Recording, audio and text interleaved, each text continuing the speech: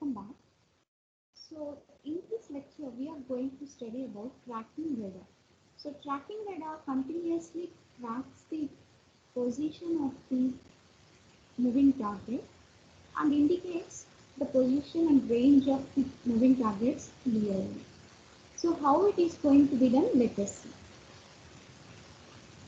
So tracking radar, so which is used to track the path of one or more targets is known as tracking radar. So here tracking radar continuously tracks the path of the moving targets. So and it determines the range very accurately. So in general, it performs the following functions before it starts the tracking activity. So before it starts tracking, okay, the Doppler shifted frequency signal and the range of the target, okay, so it performs the following operations. So those are nothing but target detection, so and range of the target and finding elevation and azimuth angles and finding Doppler frequency shift.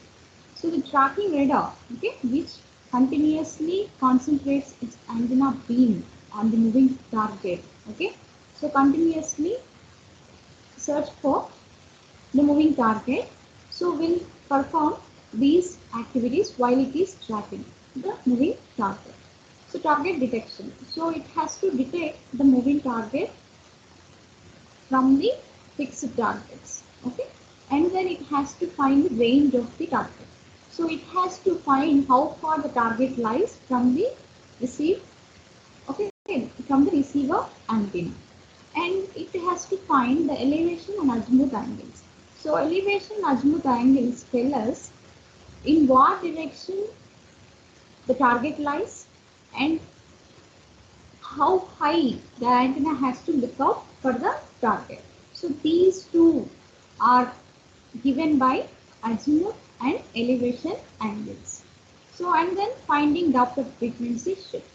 And as we have discussed in the previous sections, okay, so how it finds the Doppler frequency shift, okay. So here tracking radars may use any of these techniques, okay, and detect the moving target clearly.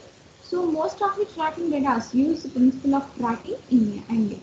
So in the previous sections we have seen, okay, continuous radars, okay, continuous wave radar, MPI and pulse Doppler radar. So those just determine the target and tell us the range of the target, and they provide Doppler frequency shifted signal so that we can clearly identify the range of the target. So here we are going to present the technique where by using the angle tracking, okay, by using the angle tracking, so the position and range of the targets, okay, moving targets can be determined. So here the continuous radar, okay, so sorry, the tracking radar, okay, so continuously the tracking radar continuously monitors, okay, so the position of the target so that the range can be determined easily. So what is angular tracking? So here the angular tracking, okay, so contain the tracking in both elevation and azimuth, okay. So here the pencil beams of radar antenna perform tracking in angle. So pencil beams of radar antenna. What does pencil beam mean? See, if the radar works on both elevation and azimuth angles, so then it is known as pencil beam radar antenna. So it will always look for in which direction the target lies and how high, okay. So it has to adjust, okay, to judge the moving target easily. So the axis of radar antenna is considered as the reference direction. How it will perform the tracking operation? So here the radar, okay, so which has a pencil beam pattern, okay, so it will have antenna axis, right? So it will act as reference direction, okay. The position of the target is just the position of the target is just compared with the reference direction. Okay, so if both are in same axis, there is no error signal. That means there is no angular difference in angle. Okay, so at that time the position and range of the target can be easily determined. And what if there is error signal? That means what if there is any difference of the voltage between the target and antenna axis? So in such case, it has to generate an error signal which can be given to the servo control mechanism, so which contain motors in them. Okay, so those motors turn the motor, okay, turn the motors, okay, so those motors turn the antenna, okay, so the receiver, such that, okay, so the beam can be adjusted itself in the direction of the target, so that the error signal is minimized to 0, then the target position and then the range is accurately determined. So if the direction of the target and reference direction is not same, then there will be angular error. So this is nothing but the angular error. Okay, so in which we are going to get the error signal in terms of voltage difference. Okay, and we have to minimize this voltage difference. Okay, so such that the target, okay, so the antenna is adjusted to just identify the target in which direction it lies. So if the angular error signal is applied to a servo control system, then it will move the axis of the radar antenna towards the direction of the target. Okay, so whenever there is error signal, okay, so then it is given to the servo control mechanism. So where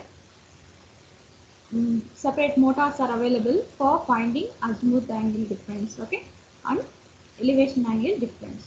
So here, according to the error signal, the respective motors are get adjusted and they rotate the receiver antenna such that the beam is fixed. Okay, the beam is directed towards the direction of the moving target. So both the axis of radar antenna and direction of the target will coincide when the angular error is 0. So when the receiver antenna is get adjusted towards the direction of the target, so then those both will coincide. Okay, so then there will be no error. So such that the target, okay, the target position and range is easily determined.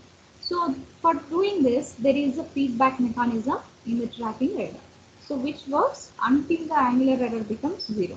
So here, because of this feedback mechanism, okay, so which is operated by using error signal, okay, so the error signal which is given to the feedback motors, okay, so they continuously adjust the receiver antenna such that the error becomes 0. So till the error becomes 0, so the feedback mechanism will continue to work on the servo control mechanism, okay, such that it has to, okay, it has to operate the motors continuously and it has to adjust the receiver antenna beam such that it has to face the direction of the target. So following are the two techniques which are used in angular tracking. So these two techniques can be utilized for angular tracking. So one is sequential lobing and another one is conical scanning. Coming to the sequential lobing, so here in the sequential lobing, we are going to use two positions for antenna beam to switch between those two positions. Okay, so if the antenna beams are switched between two patterns alternately for tracking target, then it is called sequential lobing. So if you observe this diagram, so this is the concept of sequential lobing. So here the target axis is determined, okay, so it is given perpendicularly, okay, to the receiver, okay. So here alternately there are two positions in which the antenna, the receiver antenna is going to be switched, okay. So here The antenna axis is reference. Okay, so target axis is being compared with the antenna axis. So these are the two positions in which the beams are going to be switched. Okay, so while switching, so if there exists the error, so that is indicated by the angle theta, so which is nothing but the angular error. So this angular error is determined. Okay, so and after that the servo control mechanism will adjust the motor. Okay, so such that the error should be minimized. Okay, so it is also called sequential switching or lobe switching. Okay, because two beams. Okay, so the beams are being switched between two positions. That is why it is also known as sequential switching. It means one after another. Lobe switching means two lobes. Okay, so are being switched between two positions. So that is why it is also known as lobe switching. This technique is used to find the angular error in one coordinate. So if you observe this diagram, so here only one angle theta is determined. So that is why it is operated only using single coordinate. So it gives the details of both magnitude and direction of angular error. So it will give us the magnitude value, means the amount of uh, the value, okay, the moment of the error, okay, the amount of the error value. Okay, so and in which direction it has to be switched. Okay, so based on the magnitude, okay, so we can adjust the direction of the receiver antenna such that the magnitude, okay, the error magnitude will become 0. So antenna beams switch between position 1 and 2 alternately, and then angular theta is indicated.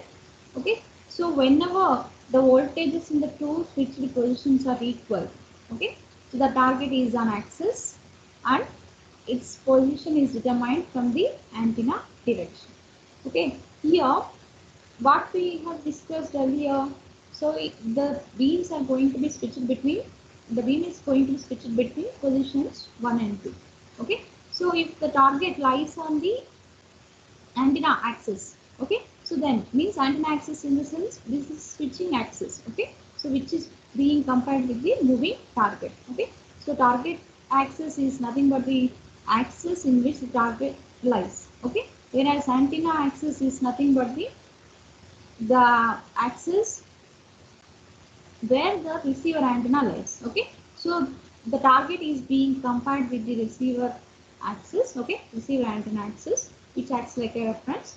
Okay, so if both are on same plane, okay, that means if the switching axis and the target axis are same, then there is no difference in the voltage.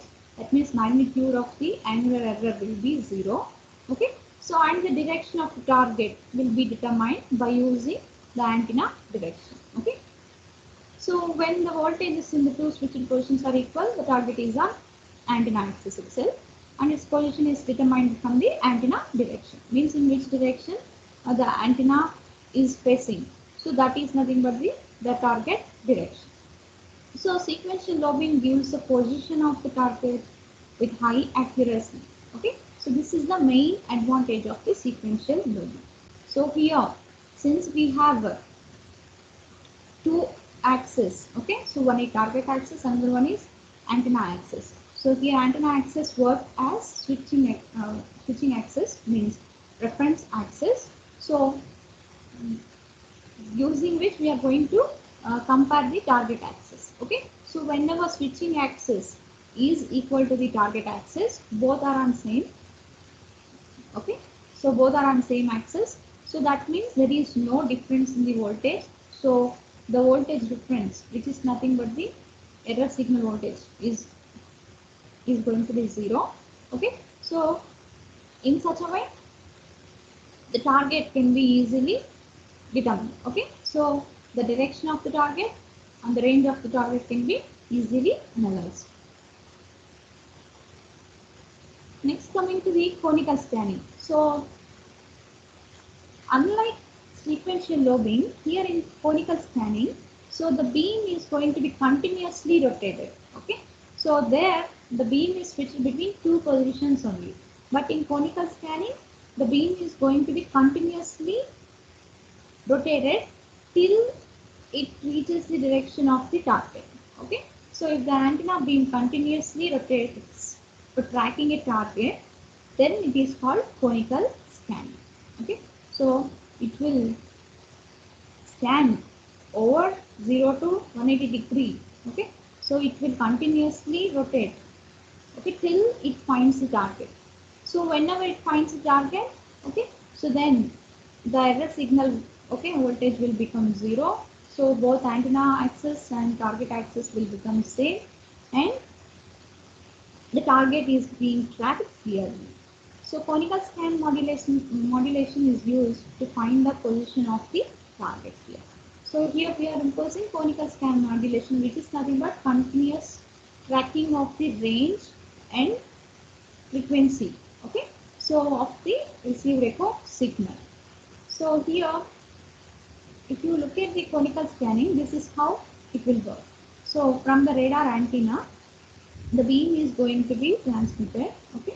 So here the radar antenna beam, okay, so the beam contains beam axis itself, okay, and the receiver antenna has antenna axis, which acts like a reference axis to determine the target, okay, and we have a rotation axis. So here rotation axis tell us how far the beam axis have to be moved, okay, to determine the target.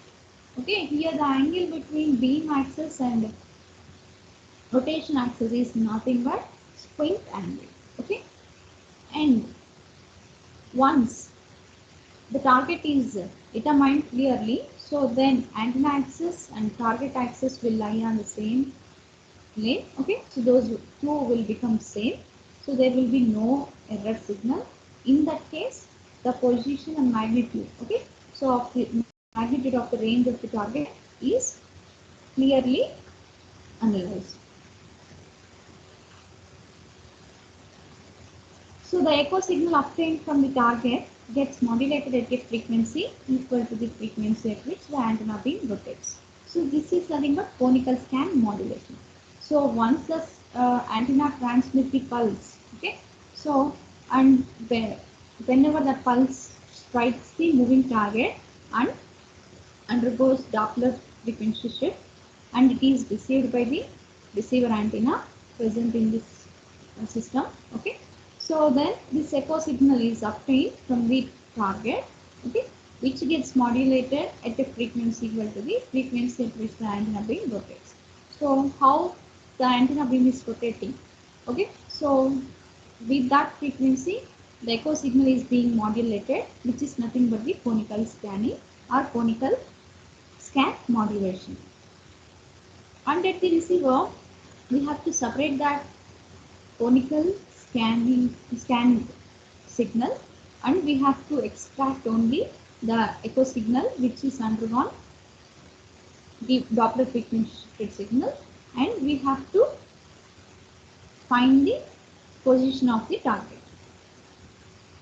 So the angle between the direction of the target and the rotation axis, okay, determines the amplitude of the modulated signal. Means how the rotation axis is being moved, okay. So to equalize the antenna axis with the target axis, so is determined, okay, and the difference voltage is nothing but the angle between the direction of the target and the rotation axis, okay. So that determines how the amplitude of the modulated signal will be.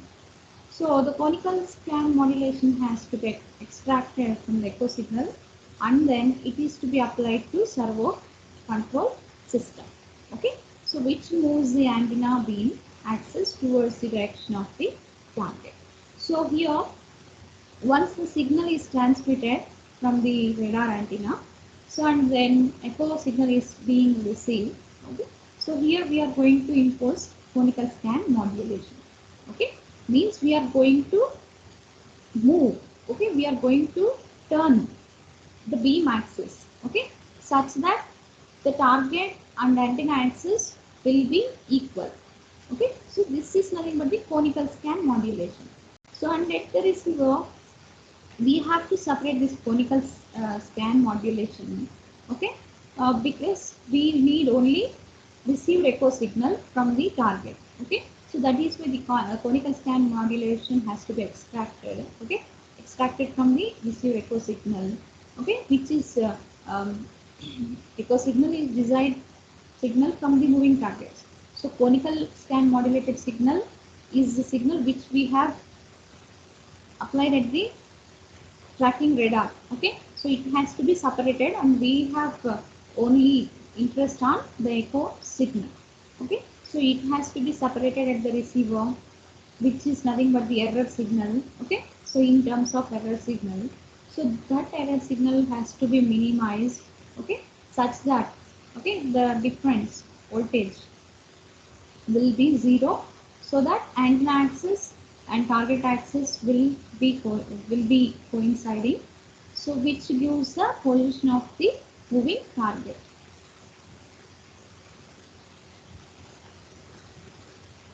And conical scan radar. Okay, so if you observe the block diagram of conical scan tracking radar, so it contains the transmitter and duplexer. So transmitter we know. So previously we have discussed about duplexer. So duplexer contains single antenna for transmitting as well as for receiving.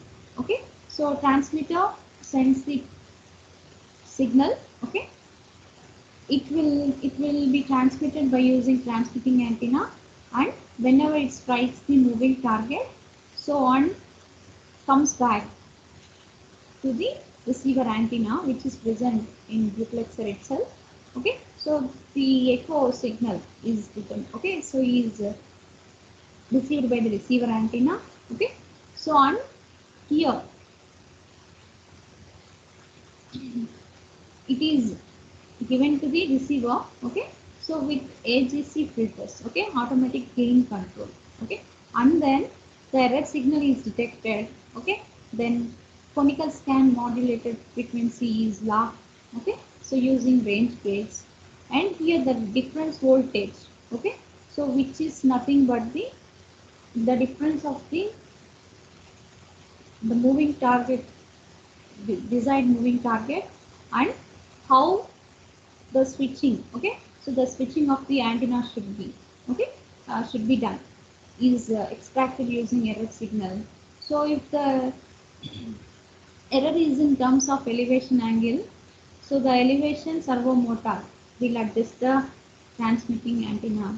Okay, so it will switch. Okay, it will turn the motor. Okay, so that the difference generator will adjust the position of the antenna beam towards the target.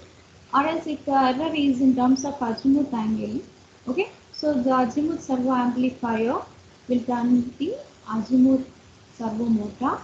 Okay, so again once again it adjusts how the receiver antenna, okay, has to be adjusted. Okay, so to see the moving target clearly. So here the reference generator has two outputs that extract elevation and azimuth errors. So here if we see the transmitter antenna, okay, so along with transmission of signals, okay, it will receive the signals, it will also receive the receiver echo signal. So here we have one reference generator, okay, so which has two outputs. Okay, one is to the azimuth angle error detector and another to the elevation angle error detector, so which undergoes 90-degree phase shift.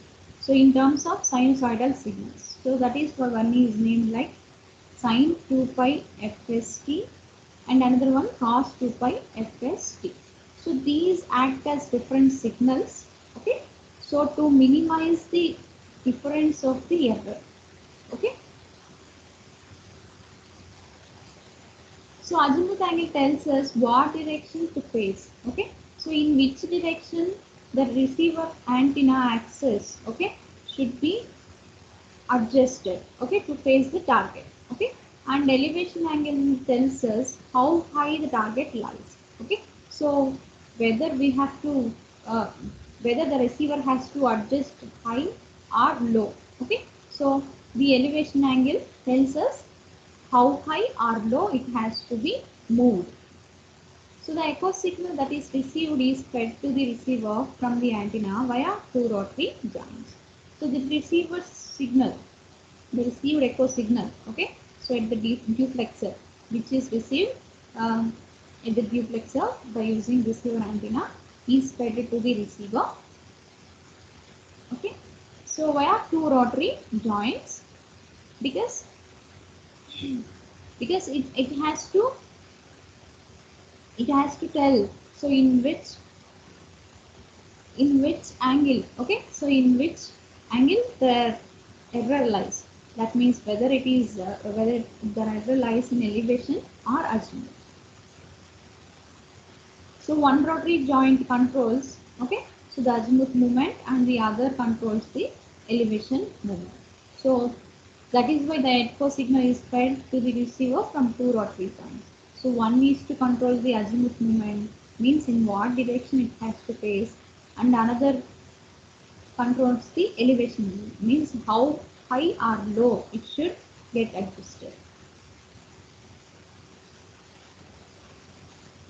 And the receiver is super heterodyne receiver. So the receiver is super heterodyne receiver. That means it contains the mixed frequencies in it, okay, and it tells us, okay, so the sum are difference of the voltages, okay, so received at the receiver, okay, so it is going to give the either sum or difference of the voltages combined in the mixer, okay, and the error signal is extracted after the second detector, okay.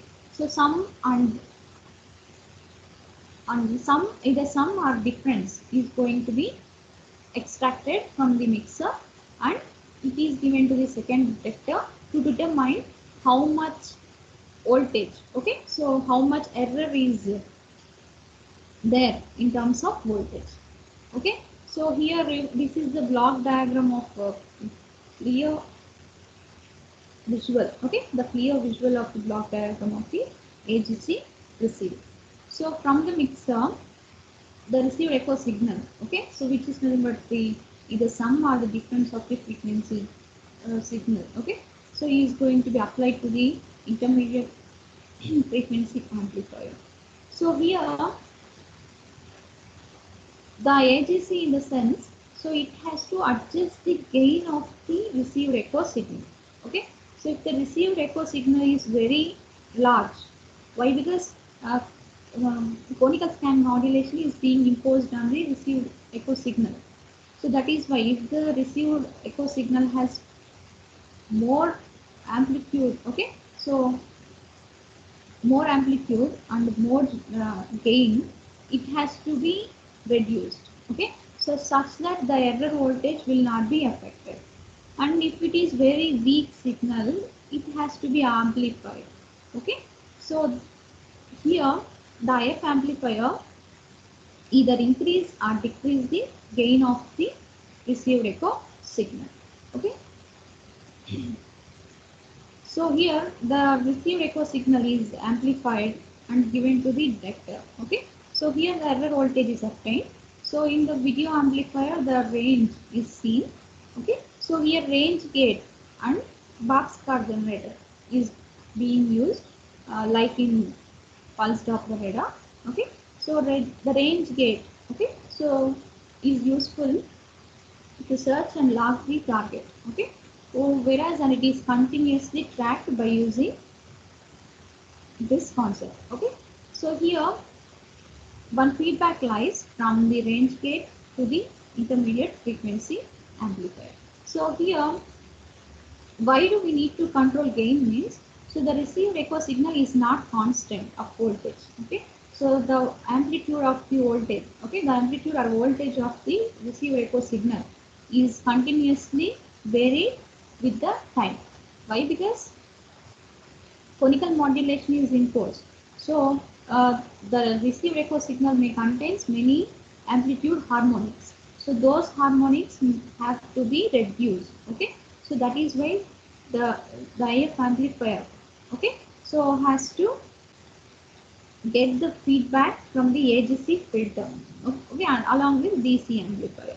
So here AGC filter, okay, so it has to allow all the frequencies, okay, so from DC to very low frequencies that should be below the carrier frequency, that is nothing but the conical frequency, okay. So it should not saturate with conical frequency. If it saturates with conical frequency, the received echo signal, okay, is being lost. So that is why it has to allow all the frequency signals from DC to the frequency which is below the conical scan frequency. And here the DC voltage is being amplified, okay, and is given to the IF amplifier. So here the larger the feedback, okay, the larger will be the reduction in gain. The smaller is the feedback, the smaller will be the reduction in gain. So the receiver must and should maintain the constant gain in the received echo signal. And the echo signal amplitude at the tracking data receiver will not be constant. So as we discussed earlier, so the received echo signal amplitude so is not constant, okay, at the receiver, but it will vary with the time due to range of the target or conical modulation. Since the target is continuously moving and its range is going to be varied, okay, or else conical modulation is being imposed, that means angular tracking is being continuously monitored. So the received echo signal is not constant in amplitude. So that is why these amplitude harmonics have to be eliminated by using automatic gain control. So the function of the automatic gain control is to maintain the DC level of the receiver output constant. So, and it smooths out or eliminates as much of the noise like amplitude fluctuations as possible without disturbing the extraction of the desired error signal at the conical scan frequency. So along with the received echo signal, okay, so it should not disturb the desired error signal. This error signal is nothing but the angular error signal, okay, so which tells us how far the antenna axis to be adjusted, okay, towards the direction of the target. So a portion of the video amplifier output is passed through a low pass or smooth filter, okay, and is fed back to control the gain of the IF amplifier. So if amplitude variations are large, okay, so the feedback is large, okay, such that the gain is reduced and harmonics can be eliminated. Amplitude fluctuations can be eliminated. The filter in the AGC loop should pass all the frequencies from the current to just below the conical scan modulation frequency. Okay, so it has to allow the frequencies from DC current to the frequency of conical modulation. And the loop gain of the AGC filter measured at the conical scan frequency should be low so that the error signal will not be affected by the AGC action. Okay, so if the loop gain is small, okay, so then the received error signal, which has very less value, will not be affected by the AGC action. So after obtaining the error signal, okay, so at the receiver, okay, so here if the error is in elevation, then elevation angle error detector, okay, so we'll compare the error signal with the reference output and generates and activates the elevation servo motor. So the motor, the elevation servo motor just turns the receiver antenna and adjusts the beam of the receiver antenna such that it has to face the direction of the target.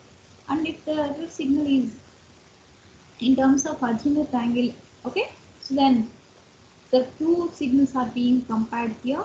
So the azimuth servo amplifier activates the azimuth servo motor, okay, so and then the azimuth servo motor rotates the antenna axis such that it has to face the direction of the moving target. So here the rotation axis is being completely turned. Okay, so until it will face the direction of the target such that the error signal is minimized. So once the error signal is means the reference voltage, okay, so from the mixer is 0.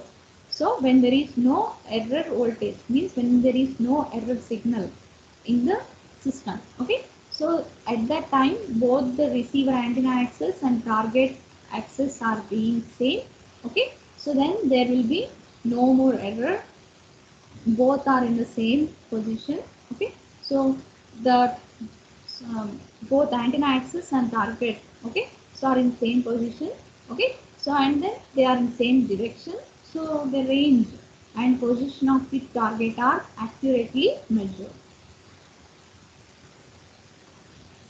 And coming to the disadvantages of conical scan and sequential lobing tracking radars are, so they require a minimum 3 pulses, okay, to extract the angular error signal. So one pulse is not enough because it has to be transmitted and continuously the phase, okay, the phase, the frequency and the range of the target, the angle of the moving targets has to be determined. So one of the pulses um, is not enough. So that is why it requires more than one pulse. So if the echo pulse train contains additional modulation components, okay, for example they are caused by fluctuating target cross section, okay, the tracking accuracy will be degraded.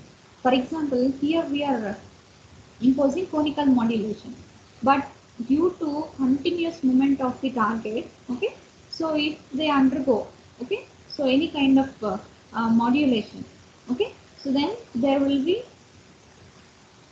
no accuracy, okay, the accuracy of the range information and direction and position of the target will be degraded, and the fluctuating echo can severely limit the accuracy of those tracking radars which require many pulses to be processed to extract the error signal.